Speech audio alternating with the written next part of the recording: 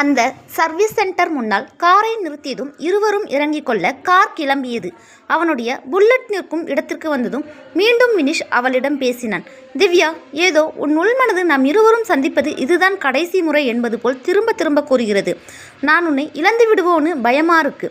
பதிவு திருமணமாவது முடித்து விடுவோம்டி. நீ அங்கே இங்கேன்னு எப்போ இங்கே வந்து நிற்கிற? உன்னை அவ்வளவு சுலபமாக இன்னொருத்திக்கு தாரவாத்திட மாட்டா இந்த திவ்யா. அதை மட்டும் புரிஞ்சுக்கோ. அவளை ஏற்றிக்கொண்டு அந்த பேருந்து நிலையம் முன்னால் நிறுத்திவிட்டு கிளம்பினான் வினிஷ். அடுத்த கம்பெனியை தேடி வந்தவளின் அலைபேசி சினுங்க அதனை ஆன் பண்ண, நீங்கள் தானே மிஸ் ஆஷா? ஆம், நீங்கள். நான் ஜூபிட்டர் குரூப்பில் இருந்து பேசுகிறேன். உங்களுக்கு ஆட்சேபனை இல்லைன்னா கொஞ்சம் வந்துட்டு போக முடியுமா? நீங்கள் சொல்கிற உங்கள் குரூப்ஸ் எங்கே இருக்குன்னு எனக்கு தெரியலையே. லொக்கேஷன் கூட அனுப்பியிருக்கேன், பார்த்துட்டு வாங்க வைத்து விட்டாள். அந்த கம்பெனிக்கு என்னுடைய ஃபோன் நம்பர் எப்படி கிடைத்தது யோசித்தாள். உடனே அவளுக்கு நினைவு வந்தது. ஆம், ஒன்றா இரண்டா எத்தனை கம்பெனிக்கு தன் விவர குறிப்பு அனுப்பி உள்ளாம். அதில் ஏதாவது ஒன்றா இருக்கும். சரி, வந்ததே வந்தாச்சு, போய் பார்த்துட்டு தான் வருவோமே. அந்த லொக்கேஷனை பார்த்து கிளம்பினாள். சரியாக 45 நிமிடத்தில் அந்த இடத்தை அடைந்தவள் தான் அந்த விவரத்தை கூற அழைக்கப்பட்டாள்.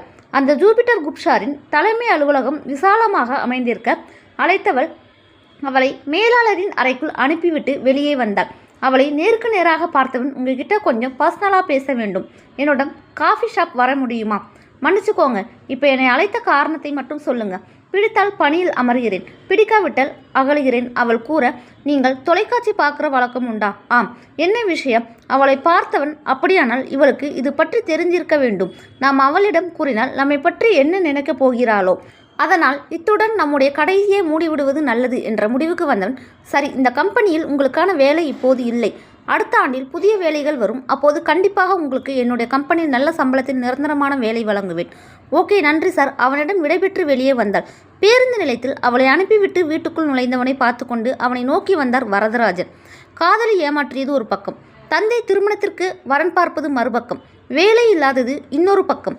தன்னை நோக்கி வந்த தந்தையை அவன் பார்க்க அவருடைய கையில் இருந்த அந்த பொருளை அவன் கையில் திணித்துவிட்டு அகல பிரித்து பார்த்தவன் அதிர்ந்தான். தொடரும்.